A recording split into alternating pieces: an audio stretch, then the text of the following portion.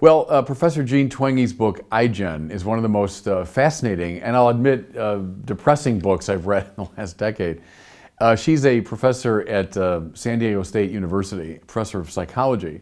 And for the past many years, she's been studying trends among young people. And this most recent book is looking at the youngest kind of rising generation, the kids born between 1995 and 2012. And she calls them the iGen because they're the first generation that's never known a world without iPhones and iPads. And she also argues that these devices have profoundly influenced their consciousness and their behavior. The book is full of fascinating observations. I'll just say a couple. One that struck me was how slowly this iGen is growing up. So think of some of the traditional markers like a driver's license.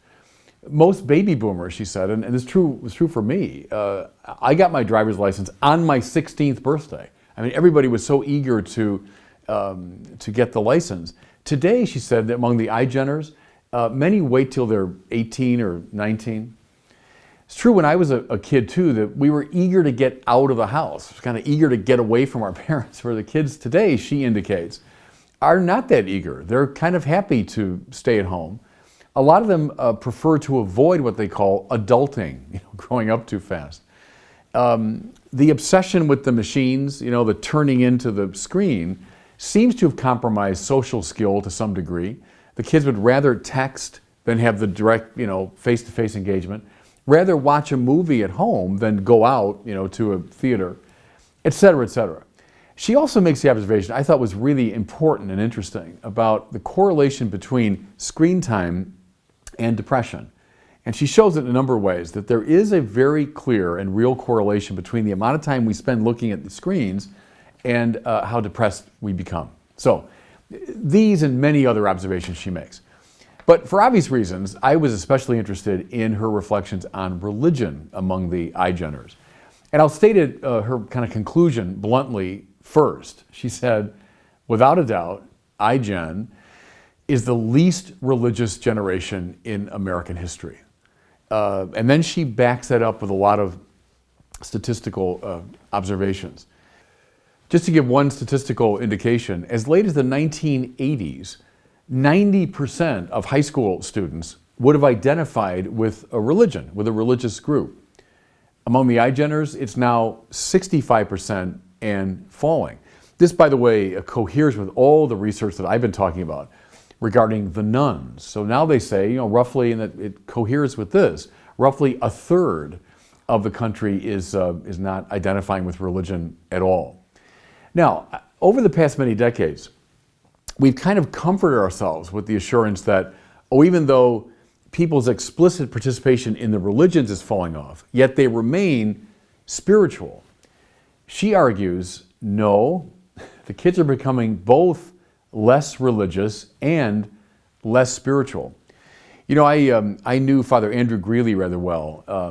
Father Greeley was a Chicago priest and a sociologist, especially sociologist of religion. And I remember many conversations with him back in the 80s and 90s, when he would make this argument that even though people are falling away from the institutions, they remain deeply spiritual. And he would test it with things like belief in God, belief in the afterlife, etc.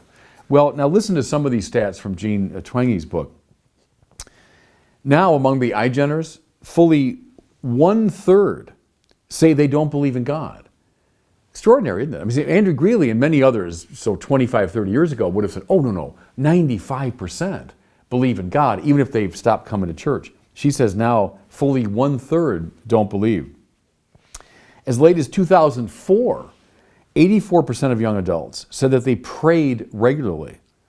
By 2016, 1/4 in that same age cohort says that they never pray. And I remember that too was a test. It was, oh no, they're spiritual because they still pray. Now 1/4 say they never pray. Similar decline, she says, in regard to the issue of, is the Bible the Word of God? 1/4 of iGen'ers, 25%, say scriptures are, and I'm quoting here from her book, a compilation of ancient fables, legends, history, and moral precepts recorded by men. So fully 1/4 of iGen'ers discount the Bible really as divine revelation. Now here's her Dispiriting, but I don't know how you argue with her. Dispiriting conclusion. Listen. The waning of private religious belief means that young generations' disassociation from religion is not just about their distrust of institutions. More are disconnecting from religion entirely, even at home and even in their hearts. Now see, here's a reflection I have about that. We might have comforted ourselves for a while with this claim that, oh, they're falling away from the institutions, but they're still spiritual. Well, yeah, for a while that might be true. But see, if you now consistently stay away from the institutions, where are you going to get your spirituality from? I think she is recording statistically what's happened with this falling away from institutional religion. Okay, so those are some of the facts. Now, what's causing this falling away? She puts her finger on three things, and I think anyone involved in religious education, catechesis, ought to pay some attention to that. Here's the first one. The huge premium placed among iGen'ers on personal choice. Think of these kids now who have grown up with this full range of choices. Everything from what kind of phone you buy, what kind of clothes you wear, what kind of shoes are available to you, what kind of lifestyle, what kind of gender you're going to adopt. Wild availability of a range of choice. Well, religions, which tend to say, no, here's the truth of things. Here's the truth about your life. Here's the truth about morality. Is just not sitting well with iGen'ers. A few months ago, I came across this billboard in California that's congruent with the iGen attitude. It said, my life, my death, my choice. Well, that sits very uncomfortably with Paul's, whether you live or you die, you are the Lord's. See?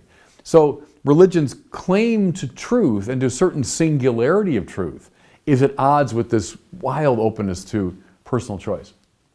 Second one, which has come up again and again and again in the surveys, that you cannot be religious and scientific. More and more younger people are valorizing the sciences as a great path to truth. Many are seeking careers in the sciences, and they say, well, you can't be scientific and religious. I just wanted to read something from the text. A young man that Dr. Twenge interviewed said this: religion, at least to people my age, seems like something out of the past. It just seems like something that's not modern. Here's another, and this one broke my heart. I knew from church that I couldn't believe in both science and God. So that was it. I stopped believing in God. First of all, the tragedy of that binary option presented to this young person. I speak as a Catholic. What a stupid, unnecessary bifurcation. You've got to be one or the other. Absolutely not. Nevertheless, this is a common attitude. Third one, that the churches are perceived, especially the Christian churches, as unfriendly to gays and to transgender people. So now keep in mind, here's a generation that has come of age fully with, with gay liberation, with the consciousness of the presence of gay people, freedom of choice, et cetera, et cetera. Here's another quotation. One of her interviewees, young man, said, "I'm questioning the existence of God. I stopped going to church because I'm gay and was part of a gay bashing religion." Here's another one. 64% of 18 to 24-year-olds believe that Christianity is anti-gay. And for good measure, 58% of iGen'ers thought that Christian religion is hypocritical. So we're anti-gay. The personal choice issue, the science issue, and the perceived anti-gay attitude are the three things, she argues, that are most leading people away from the churches. Now, as I say, kind of dismal stuff, but what I like about this book a lot, and again, especially for those involved in catechesis and teaching and evangelizing, she looks in a kind of unblinking way at the truth of things. And given our capacity, enormous capacity for self-deception, this is really a helpful thing. That those of us involved in this work of evangelization should know, A, they are falling away, and here are the reasons why. She's not going to give us, the solution. Now, I've written and talked and done videos about really all these things, but it's helpful for us to know what we're up against.